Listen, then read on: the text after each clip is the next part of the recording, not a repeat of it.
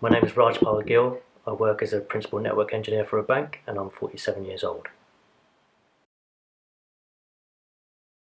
So I've completed my private pilot's license and also my ATPL exams. Those are comprised of 14 exams which I completed late last year. So my passion for aviation started at a very young age. There's a saying which states pilots are born, not made. So I always had the passion for aviation from a young age, and my father said to me when I was 5 or 6 years old that I should train to be a pilot. So that planted a seed, and yeah, it was ever since then, really. So I started making steps to become a pilot quite late, actually, when I was 40 years old.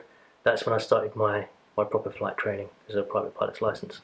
Um, Prior to that, I had the passion for aviation, but it was really the funding that stopped me from pursuing it. I delayed the process of getting into aviation properly, mainly due to funding. It was mainly a pipe dream, and I saw it more as a passion as opposed to as a career.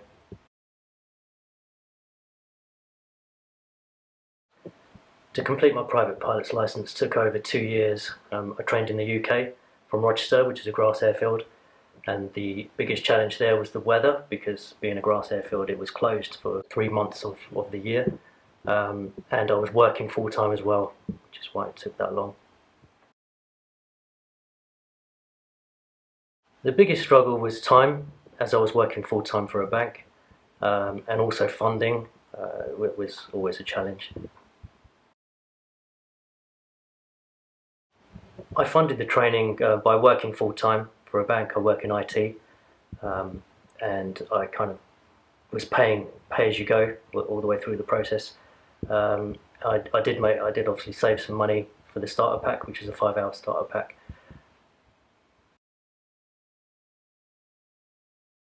In terms of what kept me going during the difficult times, I think it was speaking to other pilots and watching other pilots do their first solo flights was a massive inspiration. Joining flying clubs and meeting commercial pilots, speaking to them about their journey was hugely inspirational, so that kept me going.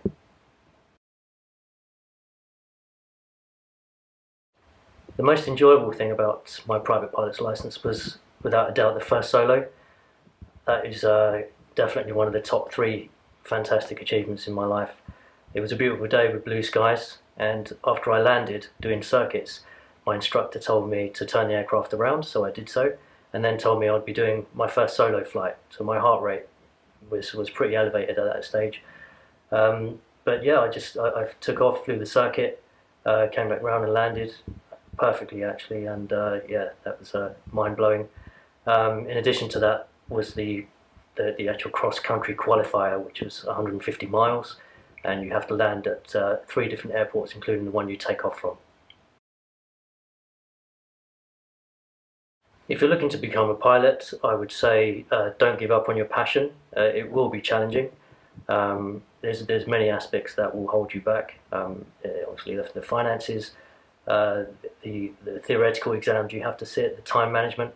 But it's definitely achievable with the right focus and the right mindset. And I would say research, the journey as much as you can. Speak to other professional pilots that have been through the same journey. And yeah, just keep yourself up to speed. One experience I'd like to share was when I did my cross-country qualifier. Uh, I took off from Rochester and flew down to Goodwood, which is towards the southwest, and then flew across to Lydd. And I was extremely nervous during the flight, so nervous that it was a very cold day, but I was too nervous to put the heater on, so I was absolutely freezing throughout the flight. And then flying into Lydd. Lydd is actually on the south coast and it's quite close to a power station.